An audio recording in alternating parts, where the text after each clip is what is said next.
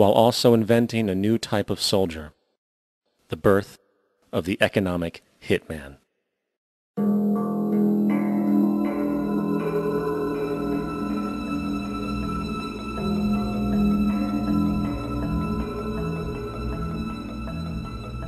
We economic hitmen really have been the ones responsible for creating this first truly global empire. And we work many different ways.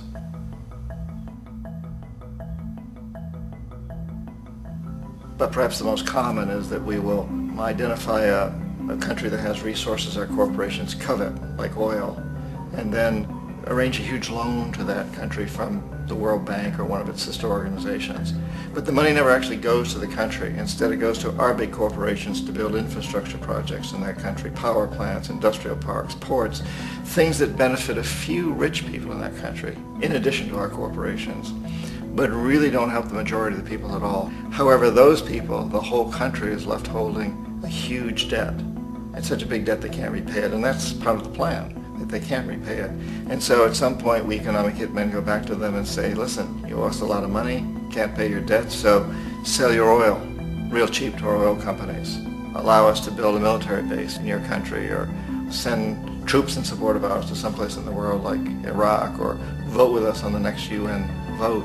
To have their electric utility company privatized and their water and sewage system privatized and sold to U.S. corporations or other multinational corporations. So there was that whole mushrooming thing, and it's so typical of the way the IMF and the World Bank work, that you put a country in debt, it's such a big debt it can't pay it, and then you offer to refinance that debt and pay even more interest. And you demand this quid pro quo, which you call a conditionality or good governance, which means basically that they've got to sell off their resources, including many of their social services, their utility companies, their school systems sometimes, their penal systems, their insurance systems, to foreign corporations. So it's a double, triple, quadruple whammy.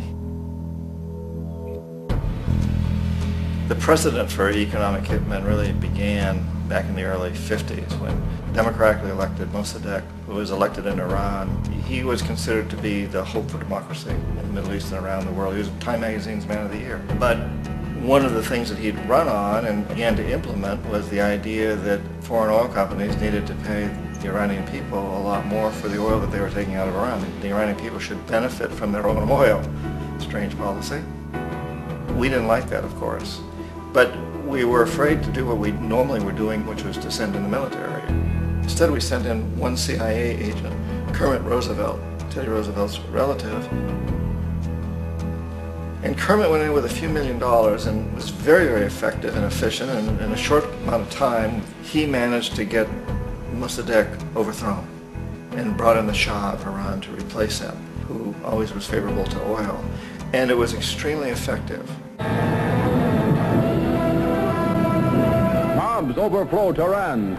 Army officers shout that Mossadegh has surrendered and his regime as virtual dictator of Iran is ended. Pictures of the Shah are paraded through the streets as sentiment reverses.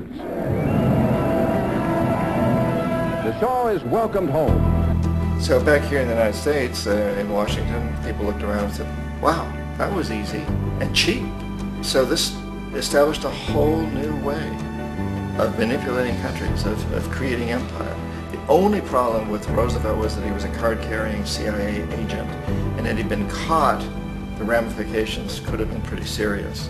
So very quickly at that point, the decision was made to use private consultants to channel the money through the World Bank or the IMF or one of the other such agencies, to bring in people like me who worked for private companies, so that if we got caught, there would be no governmental ramifications.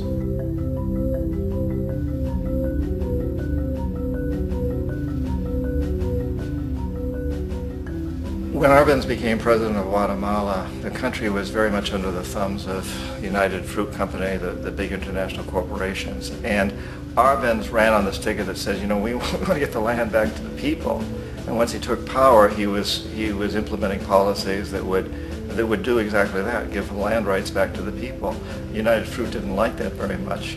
And so they hired a public relations firm, launched a huge campaign in the United States to convince the United States, the people, the citizens of the United States, and the press of the United States, and the Congress of the United States, that Arbenz was a Soviet puppet, and that if we allowed him to stay in power, the Soviets would have a foothold in this hemisphere, and that at that point in time was a huge fear on everybody's mind, the Red Terror, the Communist terror. And so, to make a long story short, out of this public relations campaign came a commitment on the part of the CIA and the military to take this man out. And in fact, we did. We sent in planes, we sent in soldiers, we sent in jackals, we sent everything in to take him out, and did take him out. And as soon as he was removed from office, the new guy that took over after him basically reinstated everything to the big international corporations, including United Fruit.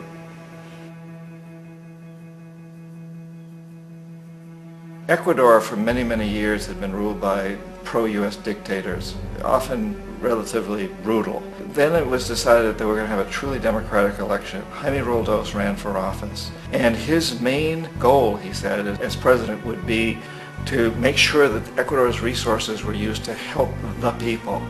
And he won, overwhelming, by more votes than anybody had ever won anything in Ecuador. And he began to implement these policies to make sure that the profits from oil went to help the people. Well, we didn't like that in the United States. I was sent down as one of several economic hitmen to change Roldos, to corrupt him, to bring him around, to let him know, okay, you can get very rich, you and your family, if you play our game, but if you continue to try to keep these policies you've promised, you're going to go. He wouldn't listen. He was assassinated. As soon as the plane crashed, the whole area was cordoned off. The only people that allowed in were U.S. military from a nearby base and some of the Ecuadorian military. When an investigation was launched, two of the key witnesses died in car accidents before they had a chance to testify. A lot of very, very strange things that went on around the assassination of Jaime Roldos. I, like most people who've really looked at this case, had absolutely no doubt that it was an assassination. And of course, in my position as an economic hitman, I was always expecting something to happen to Jaime, whether it be a coup or assassination, I wasn't sure, but that he would be taken down because he was not being corrupted. He would not allow himself to be corrupted the way we wanted to corrupt him. Omar Torrijos, president of Panama, was one of my favorite people. I really, really liked him. He was very charismatic. He was a guy who really wanted to help his country. And when I tried to bribe him or corrupt him, he said, look, John, he called me Juanito. He said, look, Juanito, I don't need the money. What I really need is for my country to be treated fairly. I need for the United States to repay the debts that you owe my people for all the destruction you've done here. I need to be in a position where I can help other Latin American countries win their independence and be free of this terrible presence from the north that you people are exploiting us so badly. I need to have the Panama Canal back in the hands of the Panamanian people. That's what I want. And so, leave me alone. Don't try to bribe me. It was 1981, and in May, Jaime Roldos was assassinated. And Omar was very aware of this. Torrijos got his family together and he said, I'm probably next, but it's okay because I've done what I came here to do. I've renegotiated the canal. The canal will now be in our hands. He just finished negotiating the treaty with Jimmy Carter. In June of that same year, just a couple of months later, he also went down in an airplane crash, which there's no question was executed by CIA-sponsored jackals. Tremendous amount of evidence that one of Torrijos' security guards handed him at the last moment as he was getting on the plane a tape recorder, a small tape recorder that contained a bomb.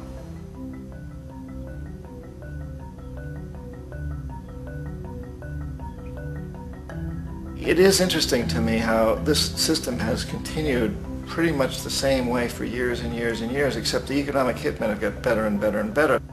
Then we come up with, very recently, what happened in Venezuela. In 1998, Hugo Chavez gets elected president, following a long line of presidents who had been very corrupt and basically destroyed the economy of the country. And Chavez was elected amidst all that. Chavez stood up to the United States, and he's done it primarily demanding that Venezuelan oil be used to help the Venezuelan people. Well, we didn't like that in the United States. So in 2002, a coup was staged, which there's no question in my mind, and most other people's minds, that the CIA was behind that coup.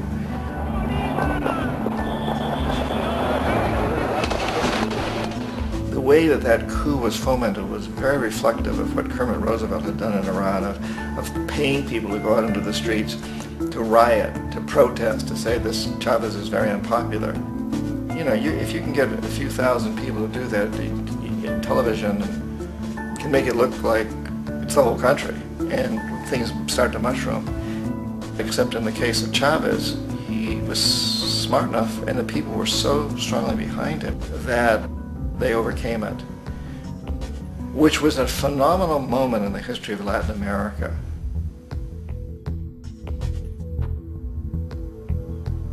Iraq actually is a perfect example of the way the whole system works. So we economic hitmen are the first line of defense. We go in and we try to corrupt governments and get them to accept these huge loans, which we then use as leverage to basically own them.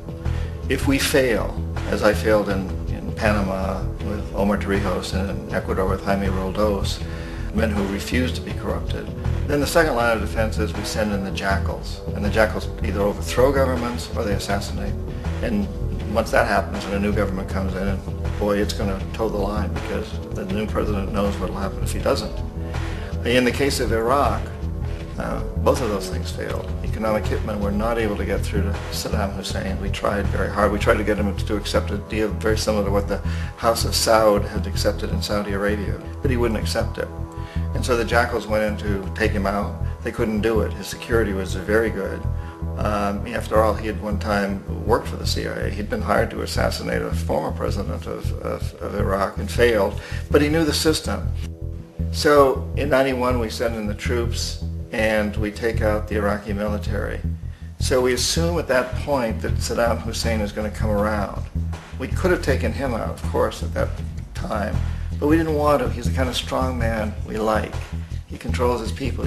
We thought he could control the Kurds and keep the Iranians in their border and keep pumping oil for us. And that once we took out his military, now he's going to come around. So the economic hitmen go back in the 90s without success. If they'd had success, he'd still be running the country. We'd be selling him all the fighter jets he wants and everything else he wants. But they couldn't. They didn't have success. The jackals couldn't take him out again. So we sent the military in once again, and this time we did the complete job and took him out, and in the process created for ourselves some very, very lucrative construction deals. We had to reconstruct a country that we'd essentially destroyed, which is a pretty good deal if you own construction companies, big ones. So, you know, Iraq shows the three stages. The economic hitmen fail there, the jackals fail there, and as a final measure, the military goes in.